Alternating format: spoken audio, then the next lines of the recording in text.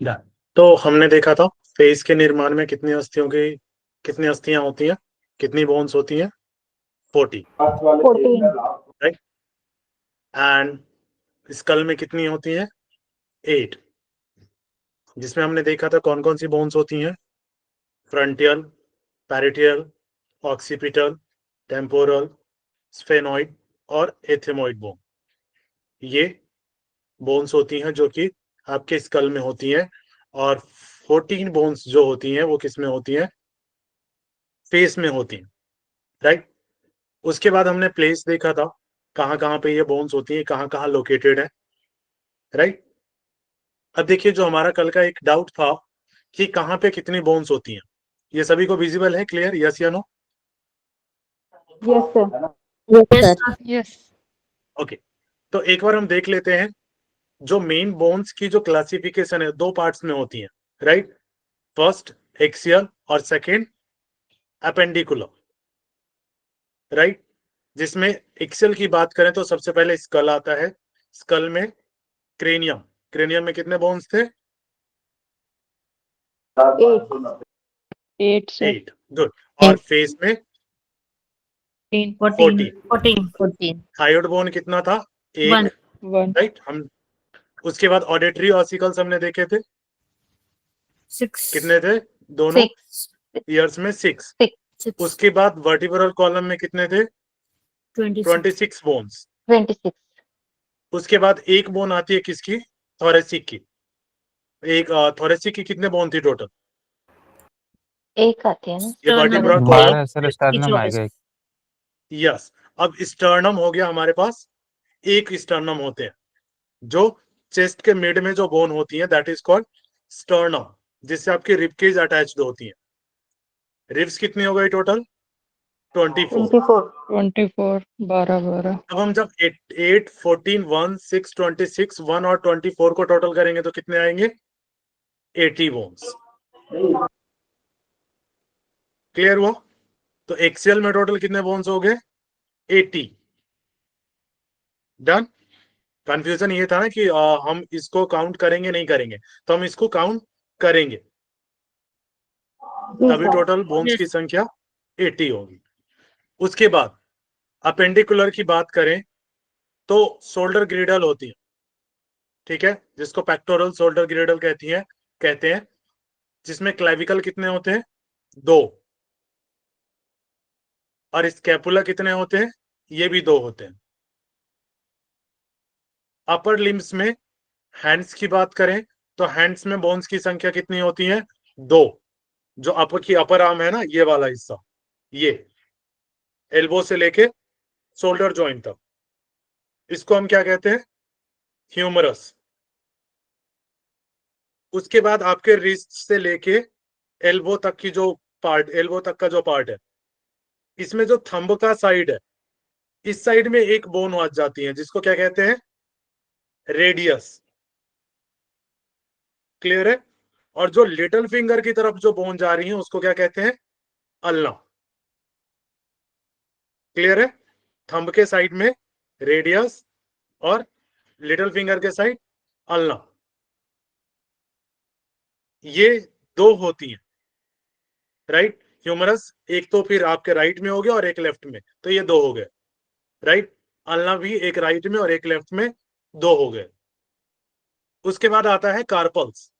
Carpals होते हैं आपकी कलाई की हड्डी, ये वाला रिस्ट जॉइंट के पास, ये एक में कितनी होती है? 8। क्लियर? कार्पल्स 8 बोन्स होती हैं, तो दोनों मिला के कितने हो गए? 16। क्लियर? अब जब नीचे की तरफ आते हैं, ये वाला हिस्सा दिख रहा है ना? मेरी वीडियो सभी को दिख रही है ना? Yes sir. जी, sir. ठीक है। तो ये वाला जो हिस्सा है, दैट इज कॉल्ड मेटाकार्पल। और मेटाकार्पल में कितनी बोन होती है? 5। 5 और दूसरे में 5, ये हो गए 10। अब फिलेंजेस कितने होते हैं टोटल?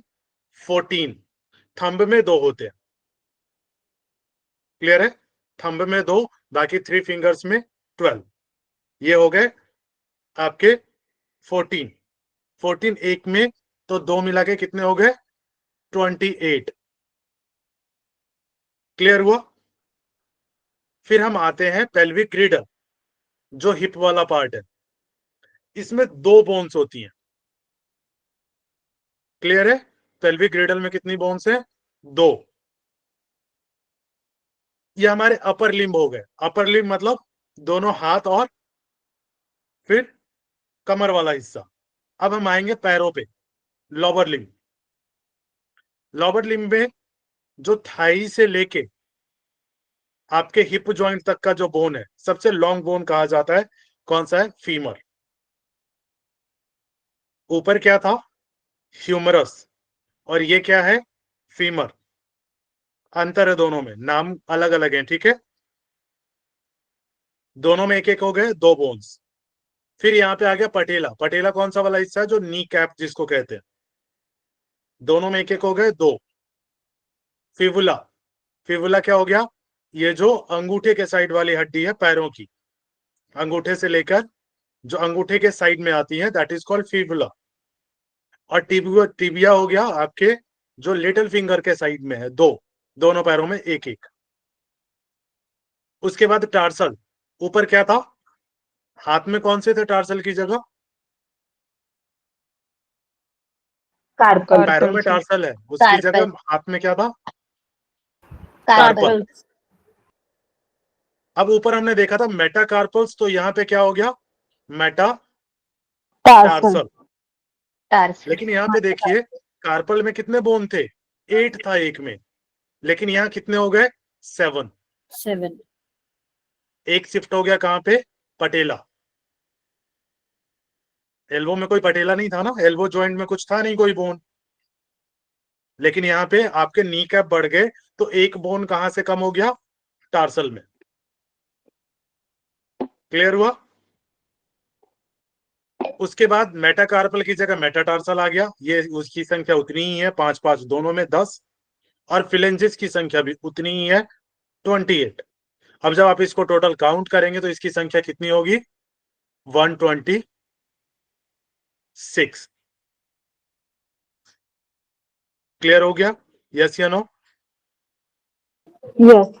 Yes, sir. 126। और इधर आपने 80 बोन्स ले लिए, तो ये टोटल 206 बोन्स। सर ये सीक्वेंस से क्लियर भी हुआ? याद करना पड़ेंगे ना? बिल्कुल सीक्वेंस से याद करने सर पड़ेंगे। सीक्वेंस से ही अगर क्वेश्चन फीमर आता है, इस बार आया फीमर था। और मेटाकार्पल दे दिया जाए, तो आपको समझना होगा कि मेटाकार्पल नीचे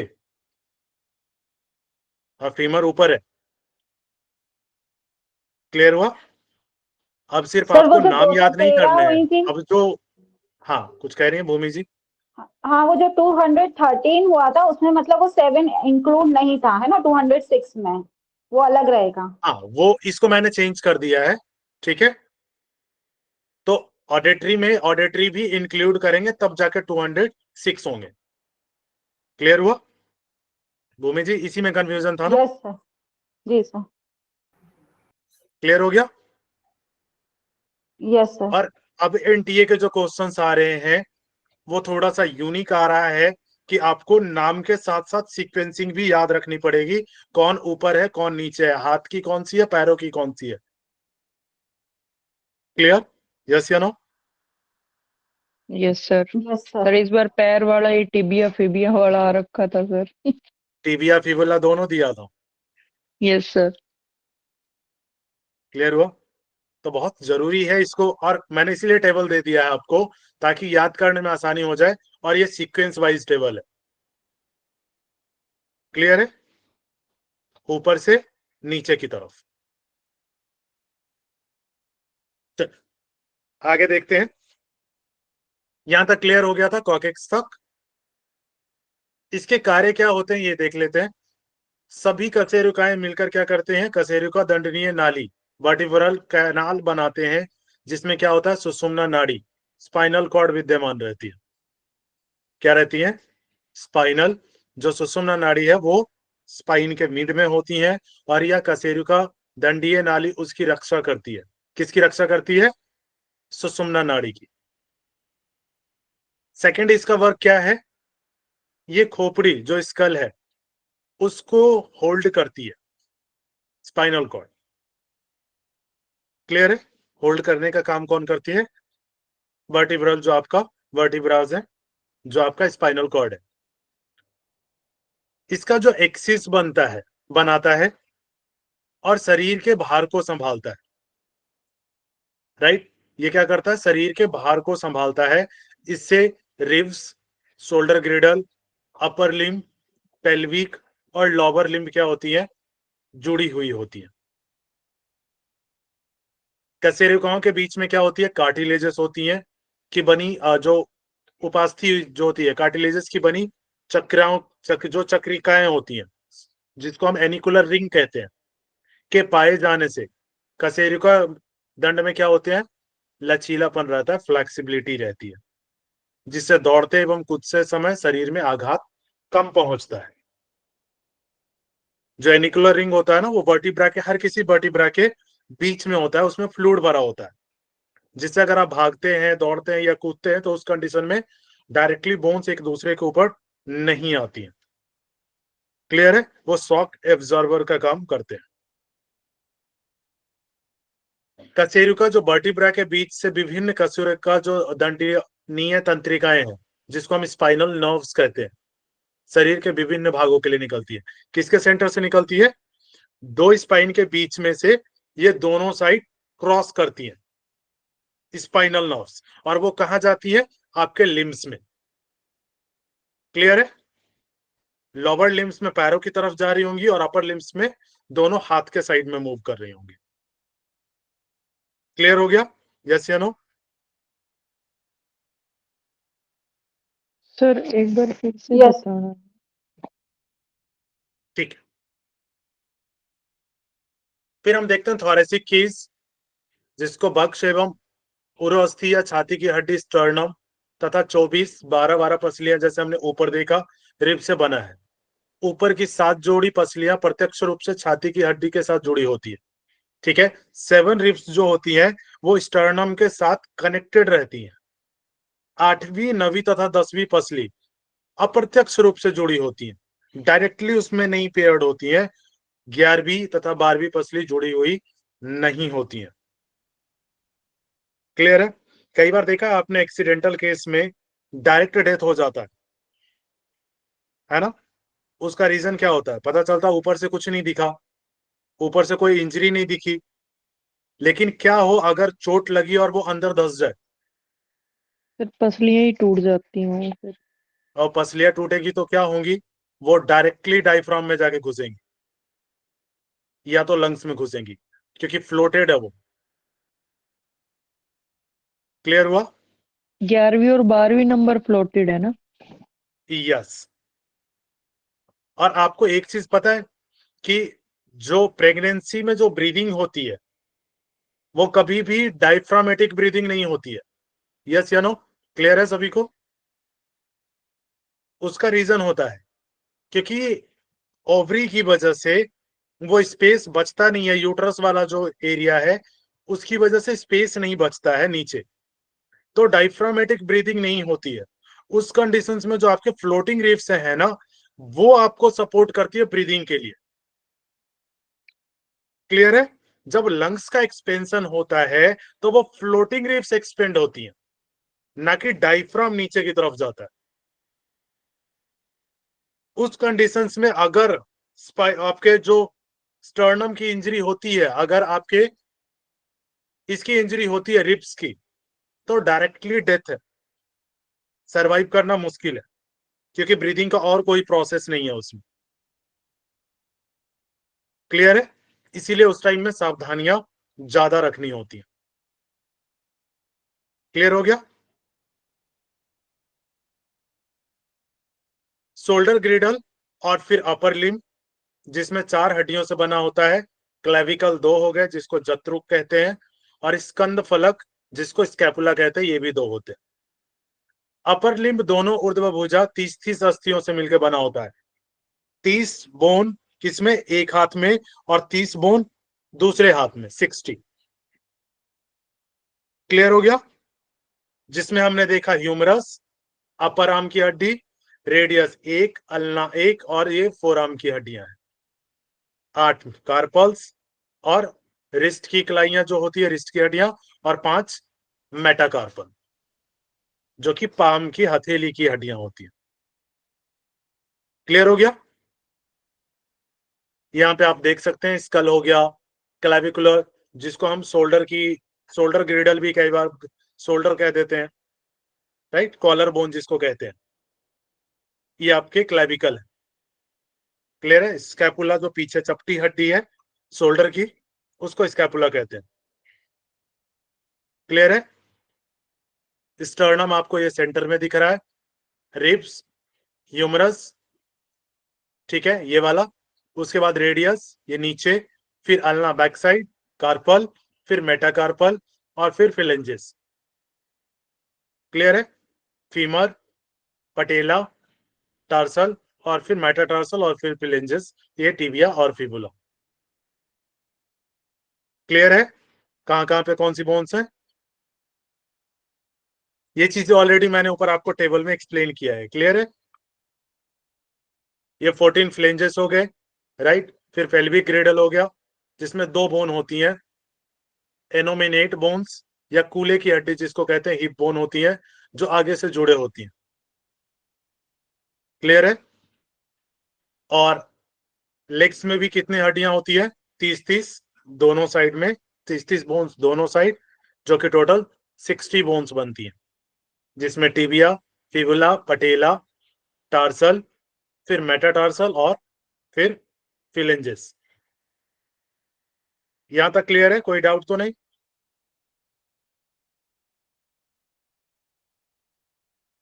मुकेश जी, सुमिता जी, क्लियर है? क्लियर है सर। यस सर, क्लियर है।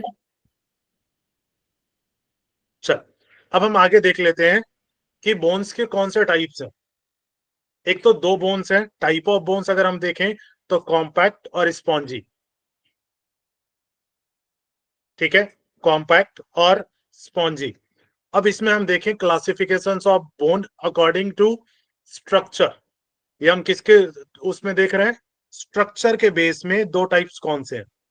तो एक तो हो गया कॉम्पैक्ट और दूसरा हो गया स्पॉन्जी बोन्स।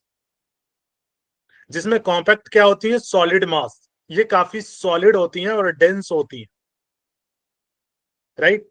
इसके जो टिश्यूज होते हैं काफी ज्यादा डेंस होती हैं, और इसके आउटर लेयर जो है, ये स्ट्रक्चर इस तरीके से देखी जा सकती है इसमें, जो कि कॉम्पैक्ट होती है काफी ज्यादा, ये आपस में काफी ज्यादा जुड़े होते हैं, राइट। कैंसिलियस और spongy contains space filled with the bone marrow. ये बोन मैरो के साथ काफी ज्यादा इनसाइड से स्पॉन्जी होती है, लेकिन ये कॉम्पैक्ट ऊपर से काफी हार्ड लेयर में होती है। क्लियर है? ये अकॉर्डिंग टू स्ट्रक्चर कितने टाइप के हो गए? 2, कॉम्पैक्ट और स्पॉन्जी। कॉम्पैक्ट क्या है? जो काफी ज्यादा हार्ड होते हैं, ये कॉम्पैक्ट ये ज्यादा डेंस होते हैं। क्लियर है?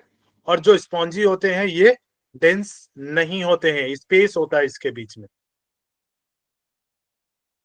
क्लियर हो गया? यस या नो? ओके, ठीक है, हम करते रहेंगे ताकि मुझे पता चलता रहे कि समझ आ रहा है नहीं आ रहा, तो उसी अकॉर्डिंग आगे बढ़ते रहेंगे। ठीक है, अब हम देखें अकॉर्डिंग टू शेप के अकॉर्डिंग अगर हम देखें तो सबसे पहले आता है long bones. Long bones means जो हड्डियां लंबी होती हैं, जिसमें लेंथ क्या होती है? ज्यादा होती है, ब्रेथ चौड़ाई की तुलना में इसकी लंबाई ज्यादा होती है। जिसमें फीमर, कहाँ की बोन थी फीमर? थाई की। Thigh bone. थाई की, thigh. Very good. Humerus, elbow से शोल्डर तक। एल्बो से शोल्डर, शोल्डर से very good. Elbow. Yes, tibia, knee से ये लेग वाली है सर। लेग में, लेग से और नी से एंकल जॉइंट। एंकल। ठीक है, फिबुला, ये भी सेम। सेम है नी से एंकल मतलब जॉइंट। यस, रेडियस, थंब से, रेडियस हाथ वाला, थंब से लेके हाथ एल्बो में तक। थंब से जो जाती है। फोरआर्म। ठीक है, अल्ना लिटिल लिटिल फिंगर्स ये भी लेकर forearm। होता है। Yes, good. और फिर फिलेंजेस तो दोनों में होते हैं, पैरों में भी और हाथों में। हाथों में भी। क्लियर है? ये किसकी कैटेगरी में आते हैं ये सारे बोन्स? ये लॉन्ग बोन्स है। क्लियर हो गया? अब हम देखते हैं शॉर्ट बोन्स, जिसको क्यूबोइडियल इन शेप, ये क्या होते हैं? क्यूब शेप में होते हैं और ये शॉर्ट होते हैं। Spongy bone with thin coat of compact bone, sesamoid bone, short bone embedded in a tendon, right? इसमें शॉर्ट होती हैं और कॉम्पैक्ट होती हैं, जिसमें कौन कौन सी कह सकते हैं? पटेला। पटेला क्या है? शॉर्ट बोन में आता है। कार्पल्स जो आपकी रिस्ट की है, कार्पल्स कहाँ है? रिस्ट में। और टार्सल कहाँ की बोन है? Ankle bone. एंकल में। ये क्यूब टाइप की बोन्स होती हैं, छोटी छोटी सी। क्लियर हुआ? थर्ड नंबर पे आता है आपका फ्लैट बोन।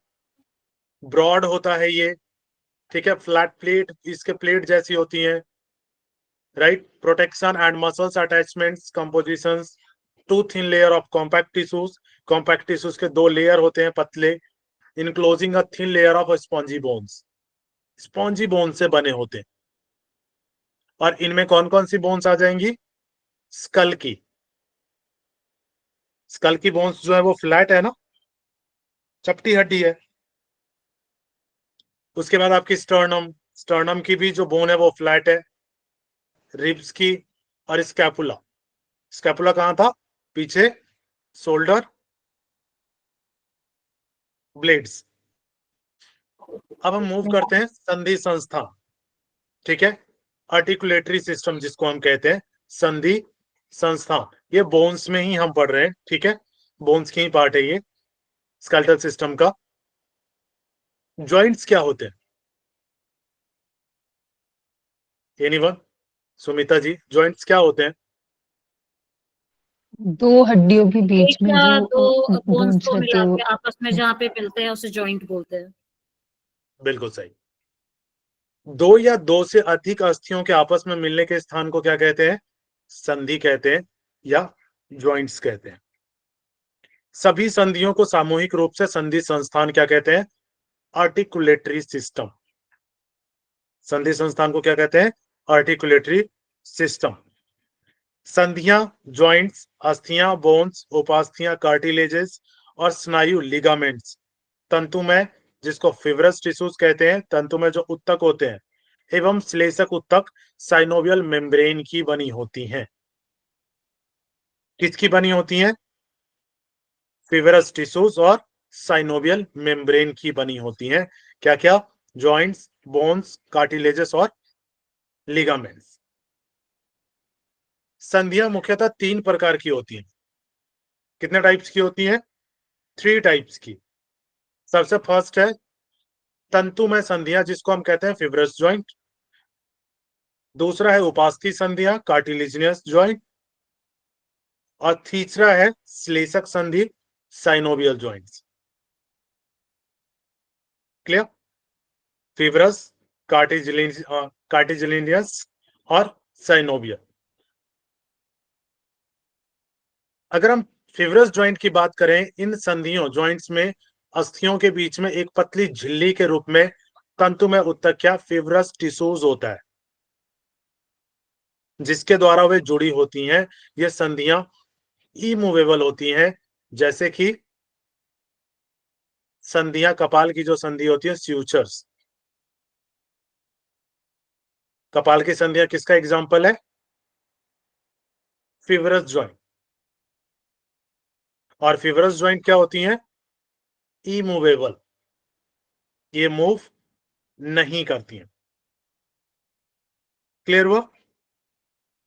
अब हम अगर उपास्थि संधि देखें, कार्टिजिलिनियस, तो इनमें अस्थियों के सिरों के बीच में उपास्थि क्या होती है? कार्टिलेजेस की एक गद्दी होती है, ऊपर लेयर बना होता है इसमें, जो इन्हें जोड़ के रखती है। ऐसी संधियां अल्पचल होती हैं, स्लाइटली मूवेबल, जैसे इंटरवर्टिब्रल जॉइंट्स। वर्टिब्रास के बीच में जो जॉइंट्स होता है वो, उसको क्या कहते हैं? इमूवेबल, जो स्लाइटली मूवेबल। जो आपने देखा है स्पाइन उतना ही मूव करता है ना, एक्सट्रीम लेवल का मूव तो नहीं कर सकता,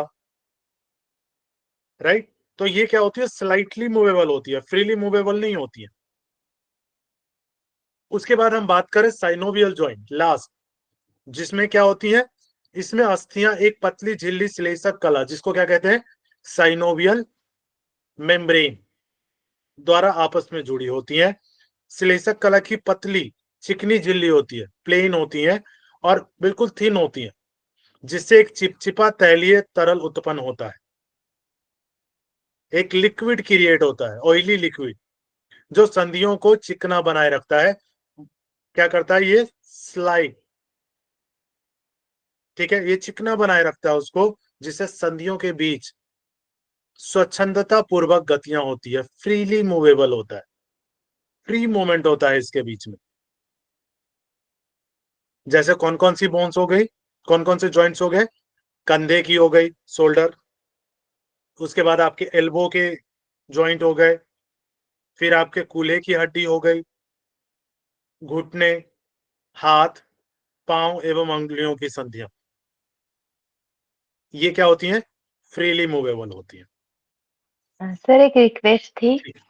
ये जो हिंदी वर्ड है ना, जैसे कि संधियां, स्वच्छंदता, उसमें अगर इंग्लिश वर्ड भी आए तो थोड़ा इजी होगा सर। संधि मैंने ऊपर लिख दिया है ना, साइनोवियल जॉइंट्स। मैंने कोशिश यही किया है कि जो वर्ड्स हार्ड है उसके आगे मैं लिख दूं, ठीक है? बाकी चीजें तो समझ में आ रही है? जी सर। ठीक, जहां पे लगे प्रॉब्लम वहां पे बोलिएगा, मैं वो ऐड कर दूंगा, ठीक है? तो दिक्कत नहीं होगी, बाकी एक्सप्लेन भी मैं कर ही रहा हूं।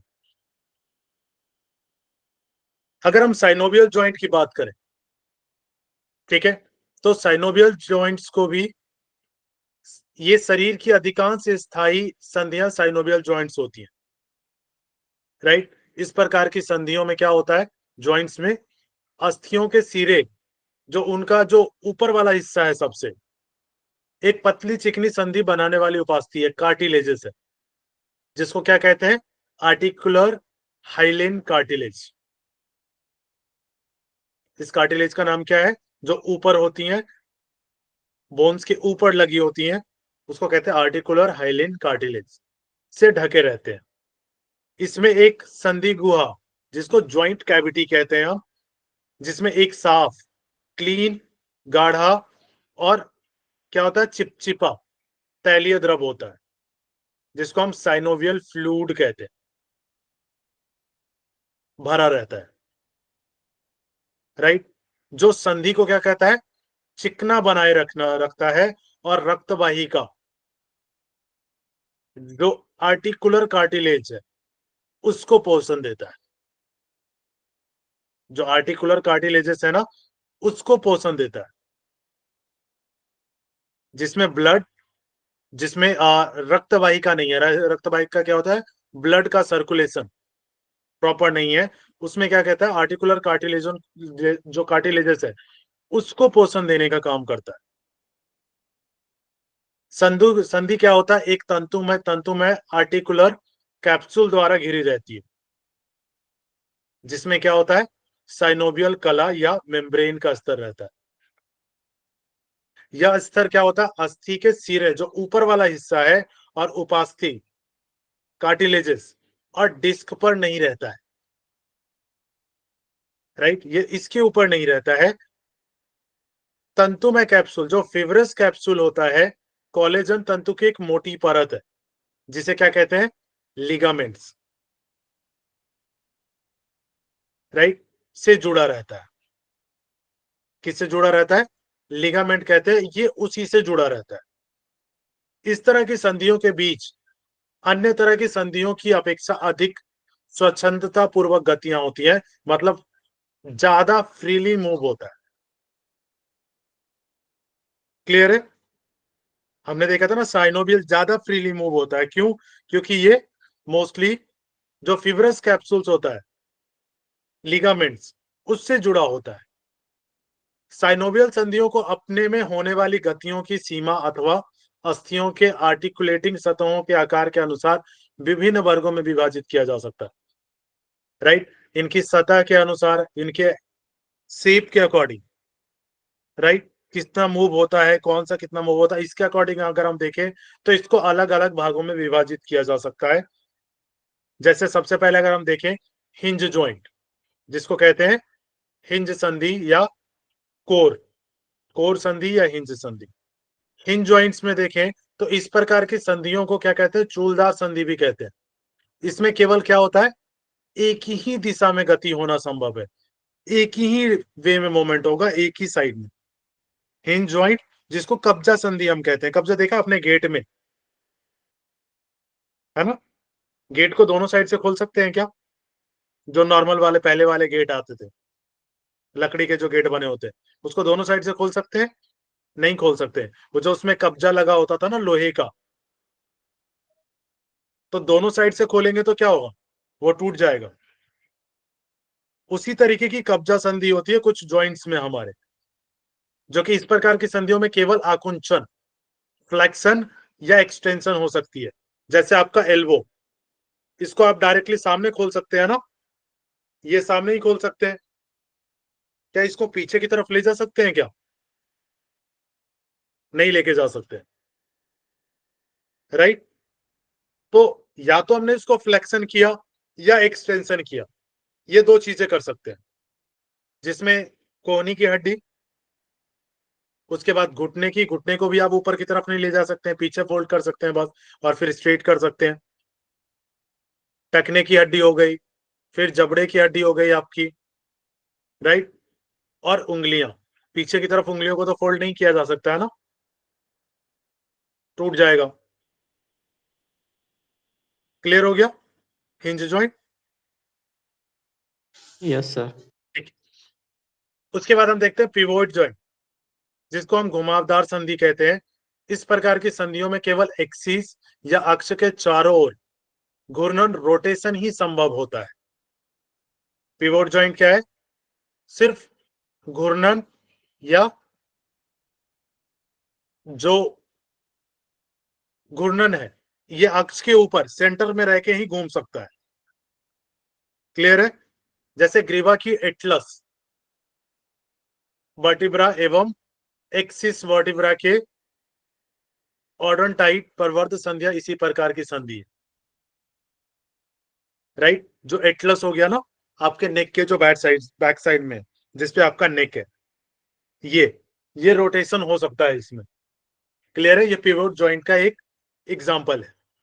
अगर हम देखें कैंडलॉइड जॉइंट, नेक्स्ट जॉइंट कौन सी है, कैंडलॉइड। इस प्रकार की संधियां हिंज के समान ही होती हैं, उसी के जैसी होती हैं। इनमें पार्श्व में पीछे की तरफ और अग्र आगे की तरफ दो दिशाओं में ही गति होना संभव है। क्लियर है? आगे की तरफ और पीछे की तरफ। इन संधियों में या तो फ्लेक्शन या एक्सटेंशन, एबडक्शन या एडक्शन, अपावर्तन और अभिवर्तन हो सकता है, तथा कुछ कुछ सरकमएडक्शन भी हो सकता है, राइट। परंतु रोटेशन संभव नहीं होता है। जैसे अंगूठे को छोड़कर उंगली की जो मेटाफिलेंजेस है, राइट, उंगली की जो मेटाफिलेंजेस होते हैं जिसको कनकल्स कहते हैं, फिर मेटाटार्सोफेलेंजियल संधि, इस प्रकार की संधियां होती हैं। ये दो जो एग्जांपल है वो किसके हैं, कैंडलॉइड जॉइंट्स के। ये कहीं ना कहीं मैच करता है किससे, मैक्सिमम मैच करता है हिंज जॉइंट से। उसके बाद होती है ग्लाइडिंग। उसके बाद कौन सी जॉइंट है, ग्लाइडिंग जॉइंट्स। इस प्रकार की संधियों में अस्थियों की आर्टिकुलर सतहें फ्लैट होती हैं, जिससे एक अस्थि दूसरे अस्थि पर फिसलती है। वर्टिब्रा के आर्टिकुलर प्रवर्धा के बीच की संधियां, जैसे वर्टिब्रास, उसके बीच की संधियां क्या होती हैं, एक्योमैक्युलर जो संधि, तथा कार्पल एवं टार्सल। कार्पल की कौन सी है, ऊपर वाली, रिस्ट की। रिस्ट की जॉइंट क्या होती है, इसमें जो बोन्स होता है ना, एक दूसरे के ऊपर स्लाइड करता है, ग्लाइड करता है आपस में। क्लियर है? तथा टार्सल के बीच में जो हड्डियां हैं ये क्या होता है? ग्लाइडिंग। एक दूसरे के ऊपर क्या होती है? ग्लाइड होती है। ये जब आप इस तरीके से करते हैं ना, तो वो ग्लाइड होती है एक दूसरे के ऊपर, जो फ्लूइड है उसके ऊपर मोस्टली, जो अलाउ करता है उसको ग्लाइड करने के लिए। उसके बाद सैडल जॉइंट होता है। इस प्रकार की संधियों में एक अस्थि का उत्तल शीर्ष दूसरी अस्थि के अवतल रचना वाले शीर्ष से जुड़ा होता है। इनमें अंग को घुमाने की बहुत स्वच्छंदता होती है, फ्री होता है ये काफी ज्यादा। ऐसी संधि कहाँ होती है? प्रथम मेटाकार्पल, फर्स्ट जो मेटाकार्पल है तथा ट्राइपीजियम अस्थि के बीच होती है। इन संधियों में क्या होती है? एबडक्शन, एडक्शन, अपोजिशन और रीपोजिशन होता है। कौन कौन सी? मेटाकार्पल और ट्राइपीजियम बोन के पास, जो कि सैडल जॉइंट हम जिसको कहते हैं। उसके बाद आता है आपका next ball and socket joint. इस प्रकार की संधियों में एक अस्थि का गोल सिरा दूसरी अस्थि के कप के आकार के सॉकेट में फिट रहता है।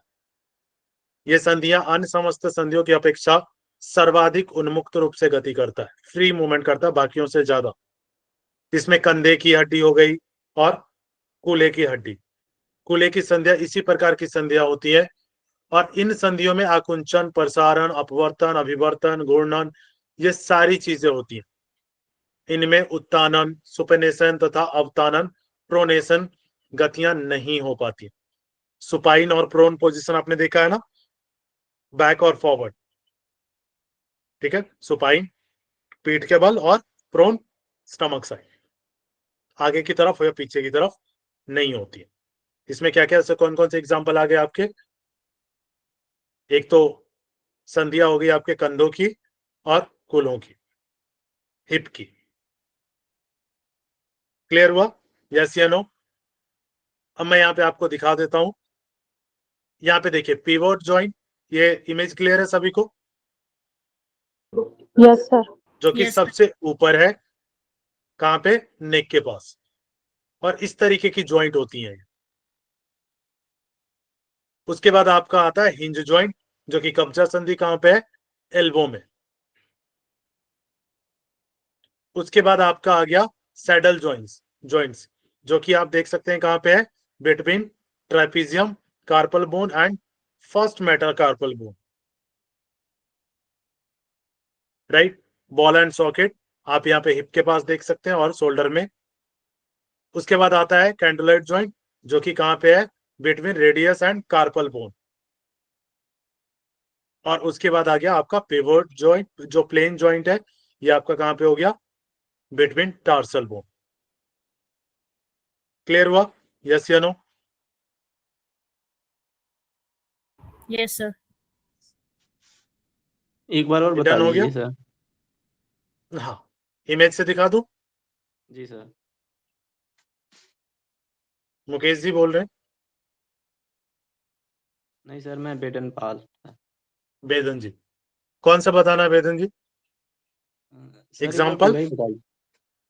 पूरा ही बता दीजिए ना एक बार, ठीक है। पूरा बता दीजिए पिवोट सर। जॉइंट मोस्टली, देखिए इसमें से मोस्टली हमारे क्वेश्चन पता है कहां से आते हैं? जॉइंट्स और उसके एग्जाम्पल, राइट?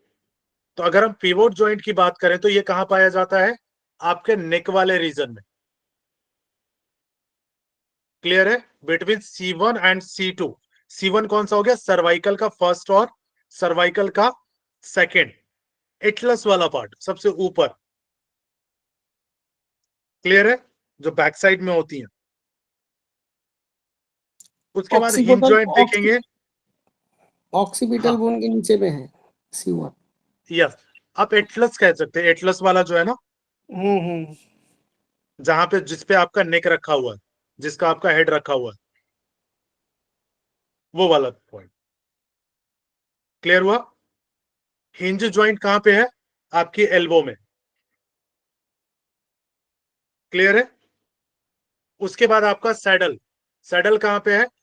ये जो आपका ये वाला जो जो ट्राइपीजियम वाला है, जो कार्पल बोन, कार्पल हमने यहाँ पढ़ा था ना, फर्स्ट वाला कार्पल और मेटाकार्पल का जो बोन है, फर्स्ट मेटाकार्पल का पहला वाला, उसके बीच में पास में होता है ये सैडल जॉइंट। और अगर आप बॉल एंड सॉकेट की बात करें तो एक तो शोल्डर हो गया, और दूसरा आपके हिप जॉइंट, जिससे आपके पैर की हड्डियां फीमर जुड़ी होती है, और ऊपर ह्यूमरस। क्लियर है? कैंडलॉइड जॉइंट कहां पे है? Between radius and carpal. Radius वाली बोन जहां कार्पल के साथ मिल रही है ना, यहां पे। क्लियर है? और उसके बाद फिर आता है प्लेन जॉइंट। ये कहां पे है?